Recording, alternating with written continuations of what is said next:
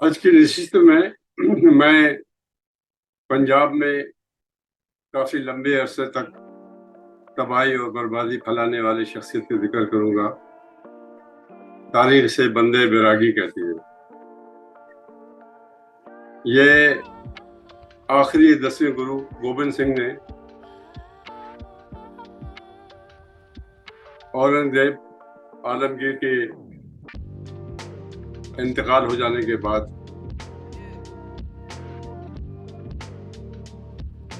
कश्मीर के डोगरा राजपूत के खानदान का एक फर्द जो जवानी में ही सन्यासी जोगी या फकीर हो गया था,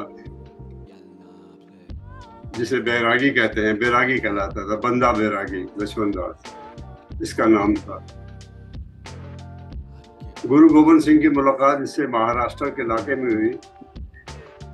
गुरु गोबिंद सिंह एक कैफा शनास थे। उन्होंने अपने सियासी मकासद के बजावरी के लिए इस शख्स को मुनासिब समझा और उसे कहा कि वो पंजाब में जाके खिदमत अंजाम दे। बंदा बैरागी फौरन तैयार हो गया। गुरु गोबिंद सिंह ने इसे कुछ नसीहतें भी की कि जब तुम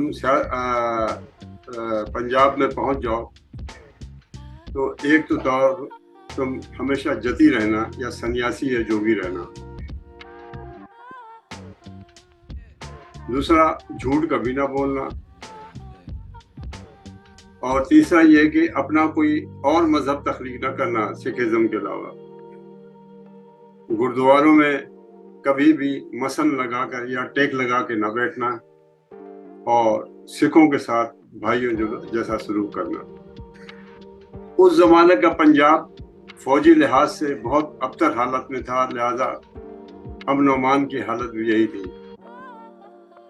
औरंगजेब आलमगीर के आखिरी 30 साल दक्कन में सोरश के ज़माने में गुजरा था। शाही अफवाज वहाँ मुंतशिर थी कि औरंगजेब के जब इंतकाल हो गया तो जानशीनी की जंग हस्ब मामूल शुरू हो गई, जो मुगलों में आम थी।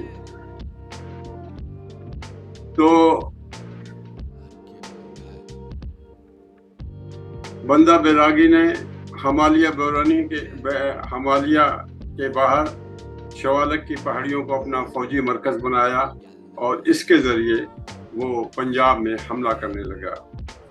उसने कई इलाके दरियाए सतलुज और जमुना के दरमियान उनको फतह किया। सरन भी पंजाब का मशहूर इलाका था, उसको फतह किया। फिर जमुना के पार सहारनपुर, जालंधर, दोआब को तख्त ताराज किया, बुरी तरह लूटा खसूटा। और इस लूट मार में इसके साथ 80,000 सिख थे। इसने बटाला शहर को पूरी तरह तबाह किया। मस्जिद, मकतब और कुतुब खानों को इसने जलाया।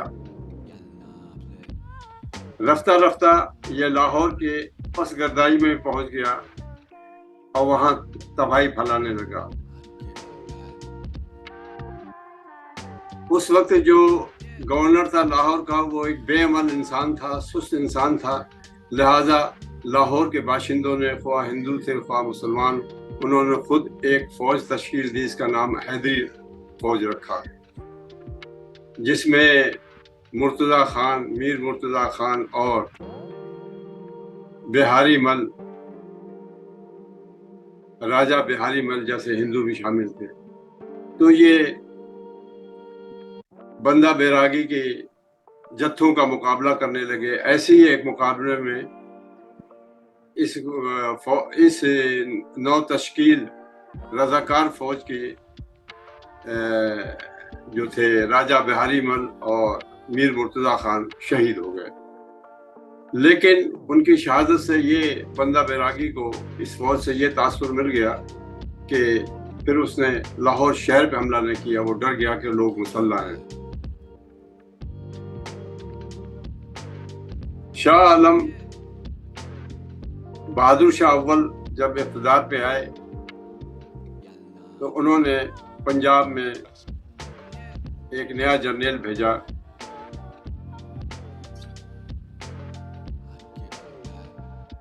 अब्दुल समद खान। ये तुरानी जनरल था, यानी सेंट्रल एशिया का था, ईरान का ना था, जो हिंदुस्तान में फरोख्त रहते थे।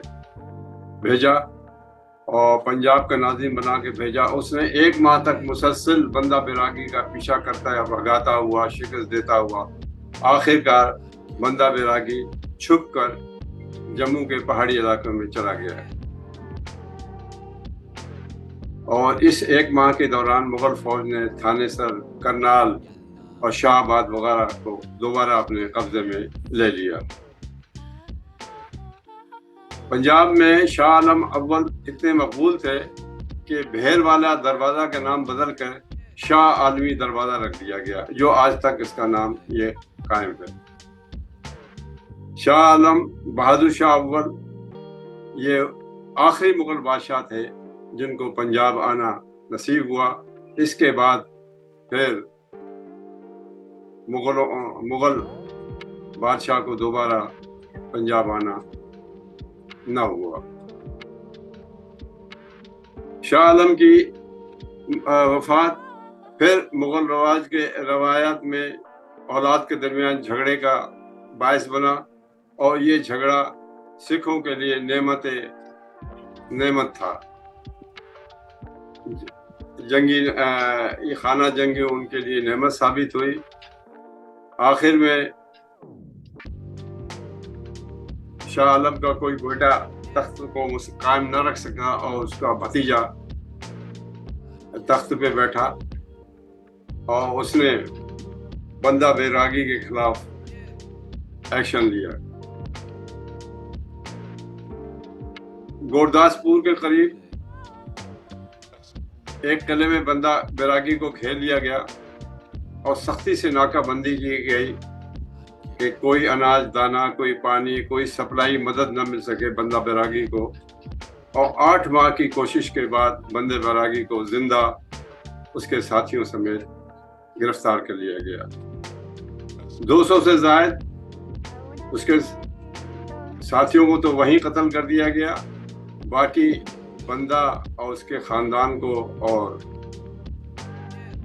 740 कैदियों के साथ दिल्ली पहुंचाया गया, जहां मुकदमा चला और गद्दारी के इल्ज़ाम में इनको फिर कुतुब मीनार के पास कत्ल कर दिया गया। कत्ल कराने से पहले दिल्ली के गलियों में इनको घुमाया फिराया गया ताकि लोगों के दिलों में जो सिखों की दहशत बैठी है उसको ख़त्म किया जाए। मुसलमान बंदा बैरागी को लुटेरा कहते हैं, जबकि सिख उसे अपना मोहसिन करार देते हैं। बंदा बैरागी के सिलसिले में शाह आलम ने हुक्मनामा भी दिया था, जो उस जमाने के उर्दू और पर्शियन अखबारात में भी छपे थे, जिसमें कहा गया था कि गुरु नानक के मानने वालों, सिखों, बंदा बैरागी या किसी भी सिख को जहां पाया जाए कत्ल कर दिया जाए और बदले में इनाम हुकूमत से ले। ये ऐसी बात थी कि सिखों में बड़ी सरासिमगी फैल गई। हिंदुओं को हिदायत कर दी गई कि अपना सर मुंडाएं और दाढ़ी न रखें ताकि इम्तियाज किया जा सके। तो चुनांचे सिखों ने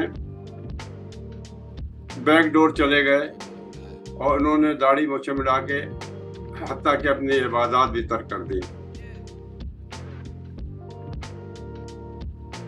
तो जब नादिर शाह ने हमला किया तो उसके बंदा बैरागी के मारे जाने के 20 साल बाद नादिर शाह दुर्रानी दिल्ली पे हमलावर हुआ। उससे मुगल हुकूमत पहले से ज़्यादा कमज़ोर हो गई और यहीं से फिर सिखों की एक सियासी उरूज का बायस बना वो था कि इनके 12 जत्थे एक जगह जमा होकर उन्होंने अपने जत्थों का नाम मिस्र रख दिया और 12 मिस्रें बन गई। बंदा बैरागी खुद ज़ाती तौर पे एक अच्छा सिपह सालार था اس نے 1 سال تک جہلم سے لے کر سرہند تک کا علاقہ پنجاب اپنے قبضے میں بھی رکھا تھا. اس نے مذہبی طور پر شودروں کو اعلیٰ درجہ دیا اور ان کو اونچی ذات کے ہندوؤں کے ساتھ بٹھا دیا. اس نے مغلوں کے زمینداری سسٹم کو ختم کر کے کاشتکاروں کو زمیندار بنا دیا اور گورنر کے اس نے منتخب کیا، لیکن گورنر اس نے مسلمان منتخب نہ کیے بلکہ اپنے سکھوں کو گورنر بنایا. بندہ اکثر کہا کرتا تھا کہ اس کو خدا نے اس لیے بھیجا ہے کہ گنہگاروں کو قتل کرے، ورنہ اس کے علاوہ اس کی کوئی اور ڈیوٹی نہیں ہے. اور بندہ عام مسلمانوں سے، بندہ بیراگی عام مسلمانوں سے نفرت نہ کرتا تھا، گو وہ اسلام سے اور مسلمانوں سے ضرور تعصب رکھتا تھا. ویڈیو کو لائک کریں، سبسکرائب کریں، شیئر کریں. شکریہ.